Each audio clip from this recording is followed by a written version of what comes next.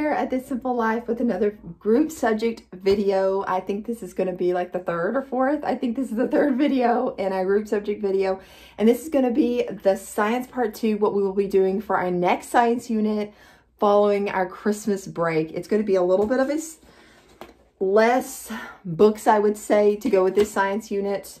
I feel like it's less books because it's going to be a little more that I bought teaching material for this science unit because, yeah, I'm fixing to also film a history video, and that is where the ton of books is going to come in. So anyway, the science unit following Christmas will be space science. I'm so excited because I feel like I kind of struck gold. I think I told you this in a previous video when I figured out that a lot of Apologia, which I will be using a lot of with this is kind of a trial run, using this with my 8th grader along with The Good and the Beautiful. And I feel like it's going to work out really, really great because I was trying to figure out how I could teach science together with all of my kids because I tried, oh, here we go with the flies again. I'm sorry, I hope you're not hearing all the buzzing. They're kind of bugging me.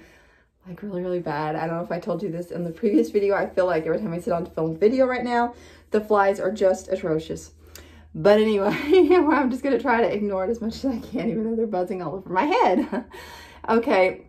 Anyway, I'm going to try to get back on point. But anyway, I realized that a lot of the Apologia high school level stuff, the 9th through 12th grade, most of it lines up with The Good and the Beautiful, where I could do chemistry with my son using Apologia while doing The Good and the Beautiful chemistry with my younger 2, which I feel like that will be perfect because I feel like I can still teach them all as a group.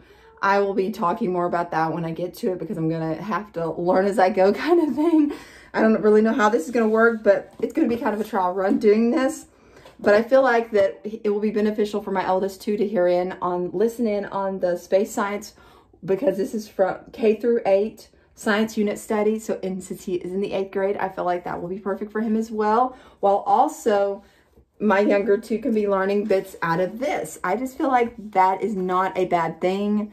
I do not remember if I did a flip through of this stuff. I do not think I did a flip through of either one of these things. And so if y'all would like flip throughs of anything, just comment down below and I'll be more than happy to do flip throughs for any of the books that I'm showing you today.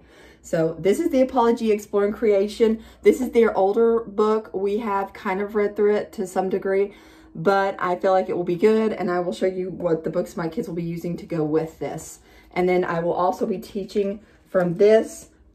Awesome pictures, as always, with The Good and the Beautiful.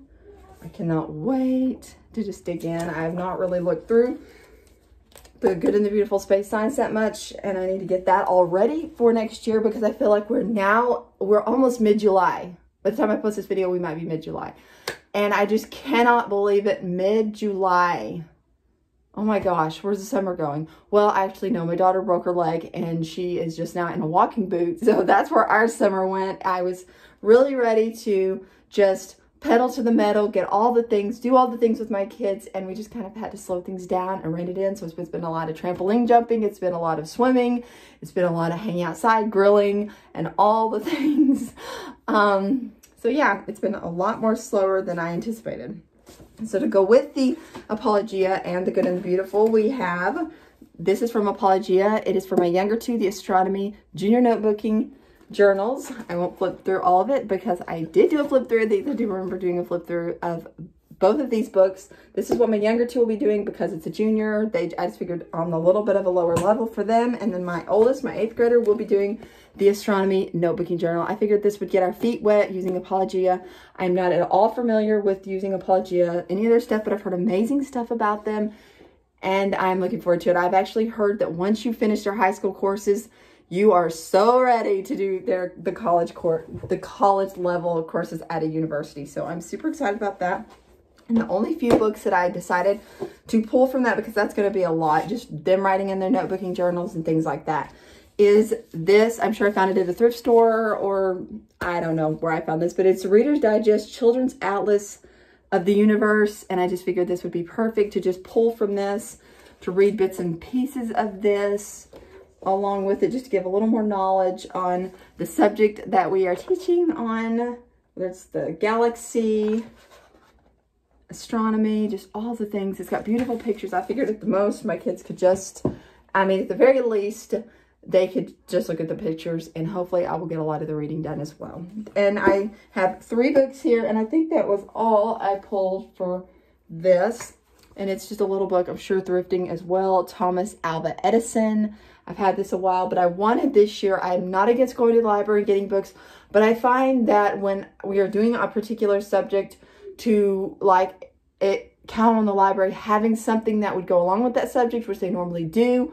But I kind of wanted the books all at my fingertips this year. And then if we want to go to the library and do something extra or fun and things like that. But as you will see, I've pulled a ton of books for history and things like that. And so I just didn't want to depend on the library this year because, as we know, in 2020, the library closed and I was super dependent on the library, and I learned not to do that. So Thomas Alva Edison, I figured that would go perfect.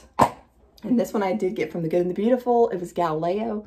That would also be really, really good. And I will more than likely be reading these to my kids like in our morning time. But if I don't, then I will just